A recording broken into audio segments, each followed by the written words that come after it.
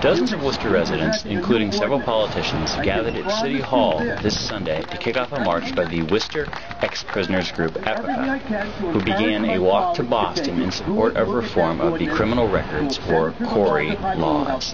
It affects whole families. Like you see, there's kids out here that are affected because their parents can't get jobs and housing. So we need this change so we can make it better, a better life for us. You know, the community needs this.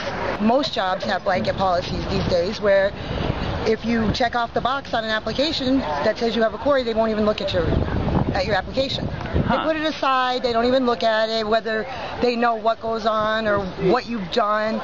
It could be a simple misdemeanor, you know, I mean, it could be drunk driving. You can't get a job in Dunkin' Donuts, you know, because they won't hire people with CORIs. Walmart doesn't hire people with CORIs. Lowe's doesn't hire people with CORIs. In society, it's important that we all do what we can to make sure youth and adults don't go astray, that they get the needed help in terms of education issues, health issues, homelessness, all types of issues and problems and challenges that people face in life. But some will make mistakes and some will violate the law, break the laws, but they will be given penalties and they will pay their debt to society. The question is, what do we do to help them after they pay that debt to society? How do we welcome them back to Worcester? How do we provide them with homes, places to live? How do we provide them with jobs? We can no longer continue to discriminate year after year against these folks. If we want them to fit into our society, be productive members of society, and Worcester especially, then we have to have reforms so their past records won't be held against them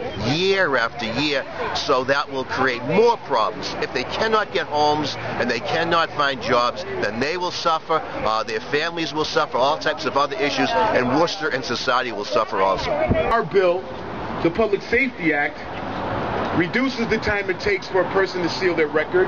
Right now, a person, if they get arrested for a felony, that record stays open for 15 years, and a misdemeanor stays open for 10 years. We would like to see that time reduced to 7 years, because Department of Correction studies show that if a person reintegrates into society and does not reoffend for 7 years, the chances of that person ever reoffending again is less than 1%. We'd also like the removal of non-convictions off a person's record.